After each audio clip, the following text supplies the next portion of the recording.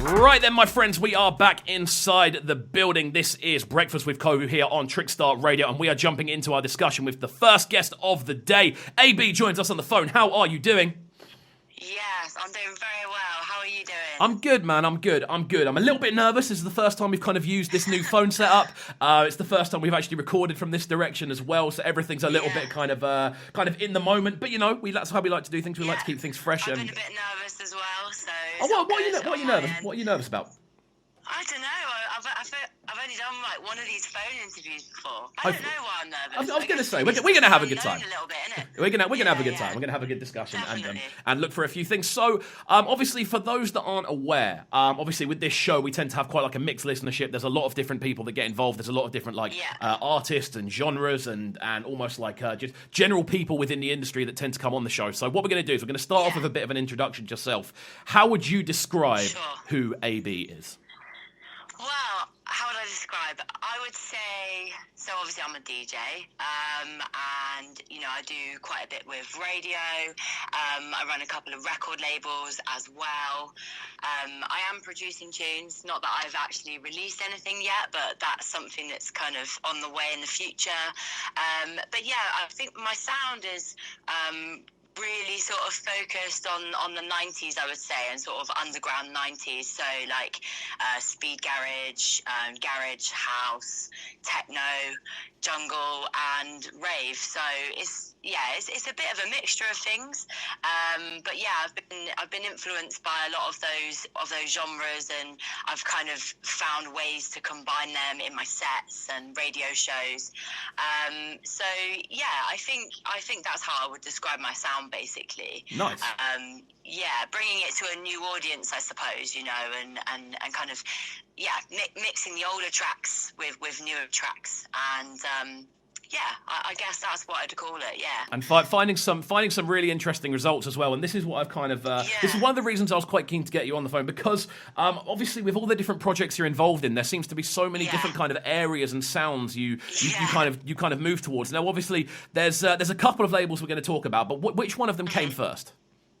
So Mangoes and Melons came first, which I set up so that would be May 2018. Okay. So a couple of years ago now, and that label like focuses on the more kind of like house, garage, and techno side of things. Okay. And then I recently set up Kiwis and Coconuts. That was about a month ago now. Yeah, pretty much a month ago exactly. And yeah, that kind of focuses on like jungle, rave, hardcore, and breaks. So I wanted to make this other label so I could kind of like keep the sounds separate, because I kind of just felt like it might get a bit jumbled, really, having it all in as one label. Yeah, of course. I mean, even with that though, just kind of on a keeping things organised kind of level, how do you find kind of balancing obviously two completely separate entities at the same time? Yeah, I mean, it's not easy. I'm not going to sit there and say, it's the easiest thing. But, I guess just I just have to be, like, really good with how I kind of schedule my work, really. And, you know, kind of just make sure I'm allocating, like, equal amounts of time to both things. And then, I guess from a more, like, structural point of view, you know, I have, like, different accounts kind of set up where I like store all the music and do the emails from, and so I just have to be quite organised with it, really, and make sure that my time is split between the two fairly. Definitely. How do you find that as a process? Like, did you find that was something that came quite naturally to you, or would you say it's something you've had to kind of work on as you've gone? Yeah, I would say it definitely came quite natural. I mean, I've been running nights now, as well as DJing for the last 5 years, and you know, running events, you have to be like super organised. You've got to have stuff done, you know, quite far in advance, and you've got to make sure that you have all areas covered. So I think by the time I set up the first label a couple of years ago, I think I was, in a way, already quite used to that process. Obviously there were different parts of it, you know, like getting tunes like mixed and mastered, and like uploading them through all the like various different streams that you've got, and you know, getting them out to DJs and things like that. So yeah, I think that was the kind of new element that I had to learn, and at first it did take me a bit longer, but I think now I've kind of been doing that label for a couple of years.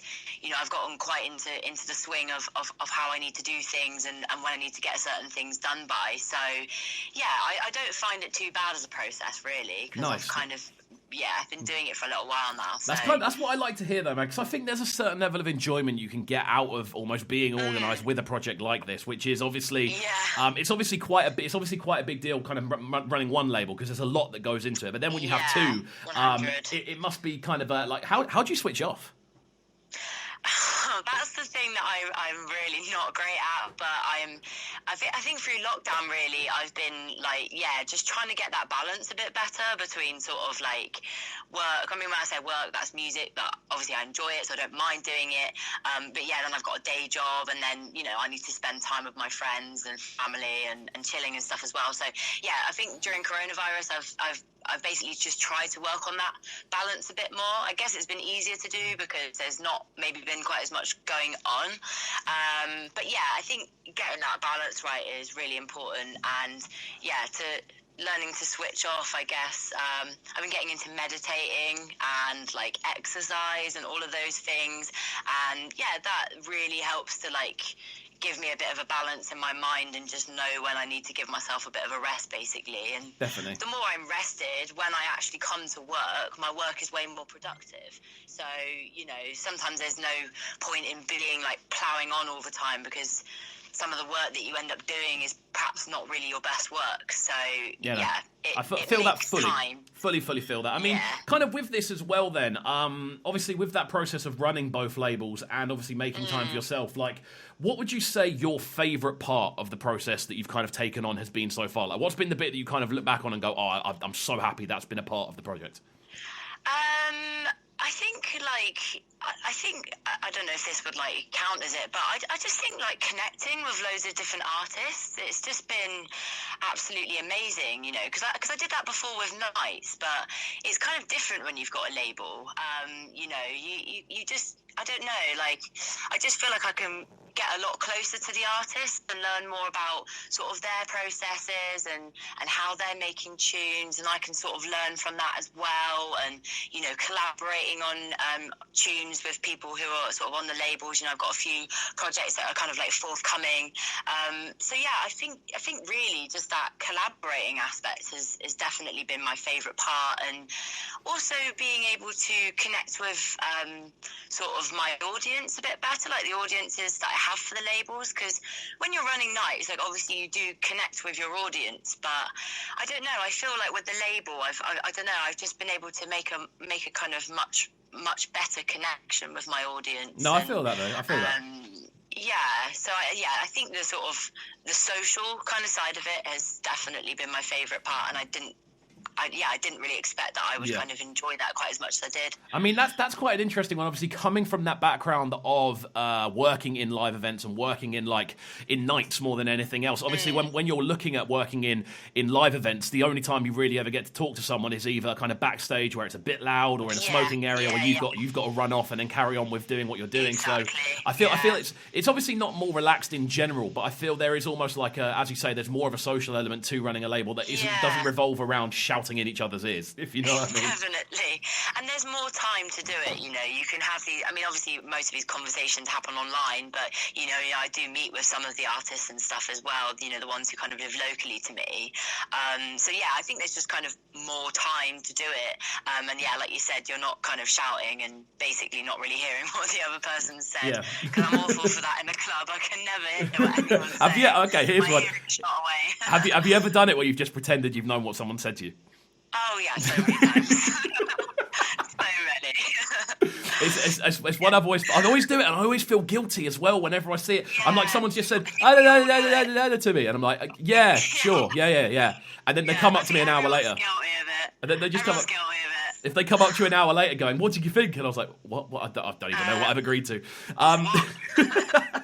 Awesome, though. Okay, cool. So what we're going to do is we're going to move forward. We opened up with a track from, I think it's Homesick Rhythms, with a track called Madhouse.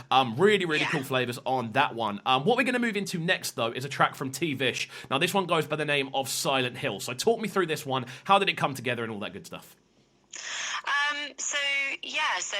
Tivish, he actually sent me this just as a track, like, to play out basically in my sets, because I think he came across me on like SoundCloud or something from one of my rinse shows that I did, and he sent it to me, and I was like, oh, I really love this track, you know, I'd actually like to put it out, and at this point I only had Mangoes and Melons as a label, so that's originally what we were going to do, but yeah, then I kind of set up Kiwis and Coconuts, and I just felt like this track would be a lot more fitting for that label, because it's kind of got that like old school sort of breaks, like ravey kind of vibe, and that's completely what we're going for with Kiwis and Coconuts. So yeah, I guess that's how it came about really, and it's going to be part of a compilation that we're going to be doing on Kiwis. I think that's going to be out at the start of 2021. Amazing. Well, we're going to get into this one now then. Don't go anywhere, my friends. We are live on Trickstar Radio. If you are watching via the YouTube as well, make sure you subscribe to Cubcam TV. One quick question, which I'm going to throw in before we get into this tune. What's the main thing you look for in an artist? The main thing? Oh, I don't know. A banging tune, I guess, really. Just something that a track that I just connect with, and I listen to it, and I'm like, yeah, I love that. There we go. I think that's all. I think that's all anyone can ask for, really, isn't it? That's all it takes, yeah. Definitely. Okay, cool. Well, we're going to get into this one now. Then don't go anywhere, my friends. We are live on Trickstar Radio. Breakfast with Kovu. We're back in the building. Oh yes. Right then, my friends, we're back inside the building. It's Breakfast with Kovu. ABee is on the line. We're discussing different labels. We're discussing different sounds. That one, as you said, it's really got that kind of old school breaksy sort of theme to it. Yeah. If you were going to try and find, like, what would you say, like, the overarching genre is for you? If you were to kind of describe what genre is the thing that kind of gets you, what would it be? The most? Oh, I don't know. See, this is a really hard thing with me. It's like, it just changes from week to week. Sometimes it will last a month. Sometimes it will last 2 weeks. Like, I don't know. I very much kind of change my mind all the time about what my favourite thing at that time is. So, I don't know. I feel almost lucky in a way that I have that, because I'm sort of constantly being inspired by lots of different genres.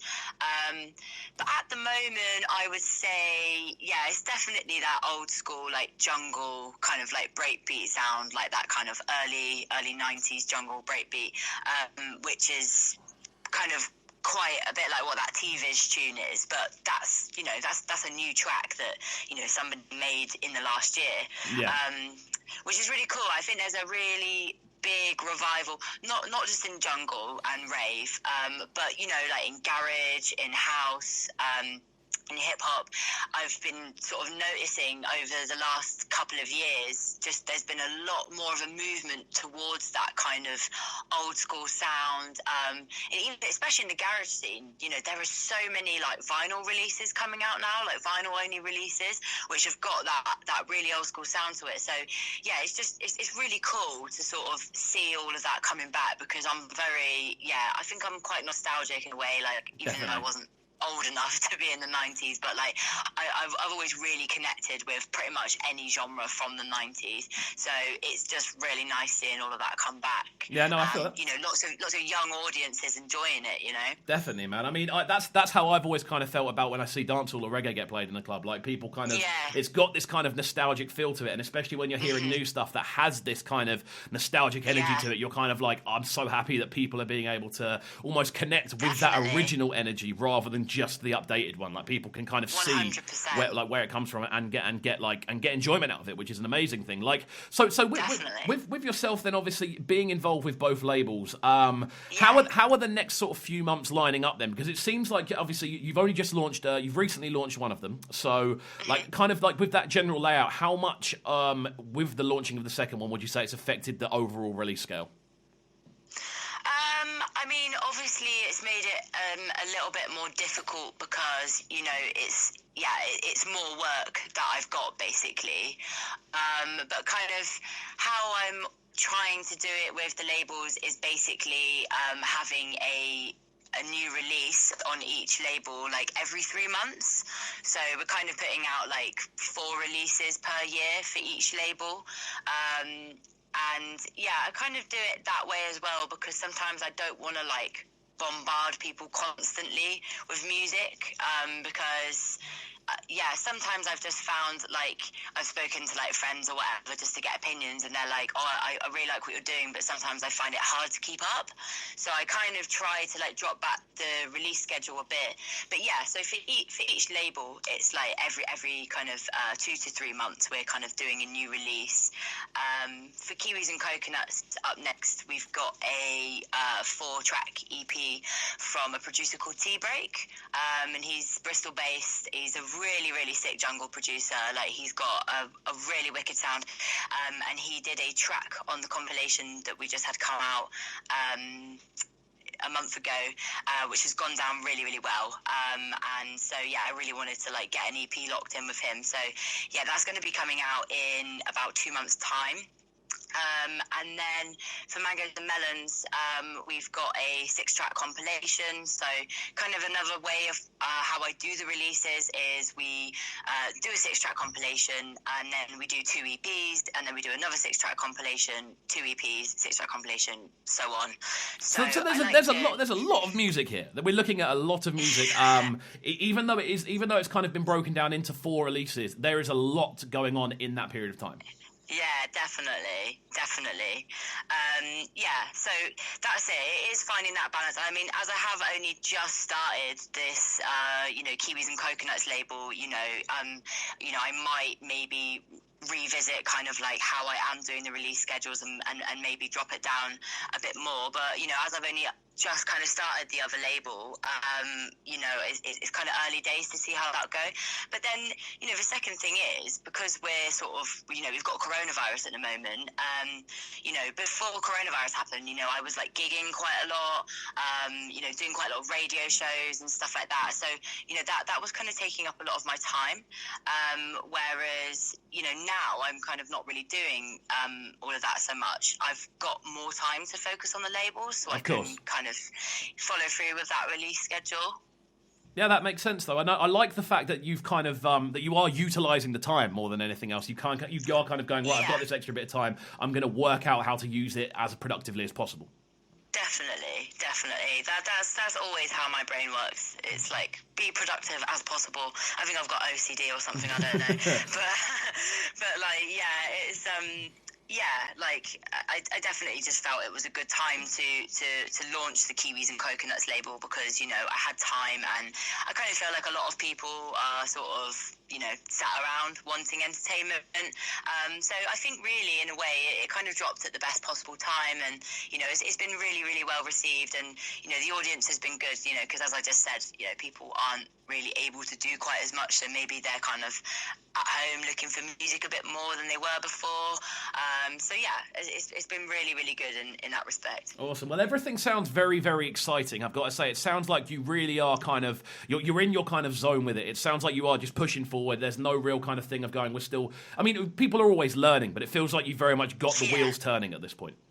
Yeah, definitely, and I am 100% still learning. Like, I'm learning new things. Well, we all learn something new every day, don't we? But yeah, definitely with all this stuff, with music, I don't think there's ever a point where you kind of master everything, because I just think it's constantly changing, constantly adapting, and especially sort of being in the like digital era that we're in now. There's like constantly new platforms coming up that you can sort of be utilizing and sharing stuff on. So yeah, there's always like a lot to keep up with and kind of learn about. But I like that. I find it really exciting. So nice, yeah. Man. Well, this is the thing that I'm getting from your kind of tone and voice and everything is that you are very much enthusiastic about this from like multiple different angles. The musical side of it, almost the organisation side of it. I'm assuming like the branding as well. Everything's very kind of colourful, and the way it's put together, it's all very exciting. So it makes it exciting for us, the listener, to kind of take in when there's so much so much visible enthusiasm from the people behind the project, and I think it adds such an extra layer to it. So I'm glad you think so. I take that as a compliment. Well, I'm glad. It's anyway. We've only got a couple of minutes left. This one's really flown by, and obviously being back in this new setting, I very much enjoyed jumping on the phone with you this morning. Thanks for coming on. First of all, what is the best social media tag for people to get hold of you on? And I've got a funny feeling there's going to be a long list of these. So For me personally, it's at A-BEE, and you can get me on that through Instagram, SoundCloud, Twitter, and Facebook. And then it's exactly the same for the record labels. So we've got Mangoes and Melons. If you type that in, you'll find us on all of those sites. And then the same with Kiwis and Coconuts as well. So yeah, all of those sites: Facebook, Twitter, Instagram, and SoundCloud. Amazing. Okay, cool. Well, we've got a couple of minutes left. What we're going to do is we're going to jump into this one from North Sound. Now, this one, it goes by the name of Bounce For Me. So talk to me about this tune. What's happening with it? When's it coming out? What's going on with the tune? Talk to me. So, yeah, this tune is by North Sound, which is a guy who is based up in Leeds. I've been playing his tunes. He used to work under a different alias called Jekyll. So I've been playing his tunes, pretty much since I started DJing, really, 4 or 5 years ago.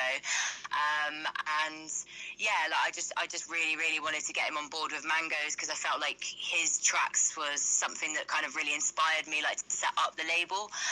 So, I gave him a message and I said, can we do something together? And yeah, he's just been sending me loads and loads and loads of wicked tunes.